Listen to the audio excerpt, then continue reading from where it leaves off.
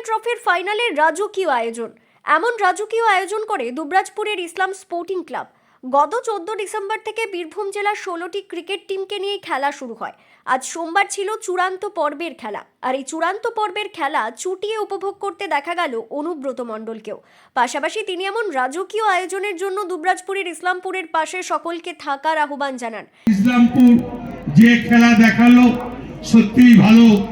ইসলামপুরকে এই কারণেই বলছি, আমাদের দলের ক্ষেত্রে একমাত্র টাউনে ইসলামপুর লিড দিয়ে জিতিয়ে রাখে। আমরা অনেক জায়গায় জিততে পারি না, সেটা ইসলামপুর জিতিয়ে দেখিয়ে দেয়। বড় বড় কথা বলে লাভ নাই। ইসলামপুরের পাশে থাকুন, ইসলামপুরের মানুষের সঙ্গে থাকুন, সবারই সঙ্গে ভালো ব্যবহার করুন। এদিনের ফাইনাল খেলায় যে দুটি অংশগ্রহণ করেছিল সেই দুটি দল হলো বোলপুর ইয়ুথ টাউন ক্লাব ও দুবরাজপুর স্পোর্টস অ্যাসোসিয়েশন। 20 ওভারের ওই খেলায় জয়লাভ করে বোলপুর ইয়ুথ টাউন ক্লাব।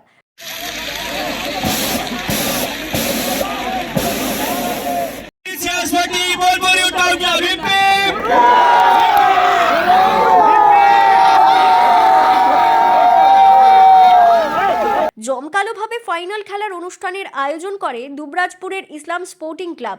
ফাইনালে খেলায় উদ্বোধনী অনুষ্ঠানের স্বামী বিবেকানন্দের ছবিতে মাল্যদান করেন দুবরাজপুর শ্রী শ্রী রামকৃষ্ণ আশ্রমের শীর্ষ সেবক স্বামী সত্য শিবানন্দ মহারাজ সহ আরও অনেকে। ফাইনাল খেলায় WBSRDA চেয়ারম্যান অনুব্রত মণ্ডল ছাড়া উপস্থিত ছিলেন জেলা সরকারি আইনজীবী Malay Mukherjee, DPSC chairman doctor Pralay Nayak, Dubrajpur পৌরসভার চেয়ারম্যান পীযূষ পাণ্ডে সহ অন্যান্যরা।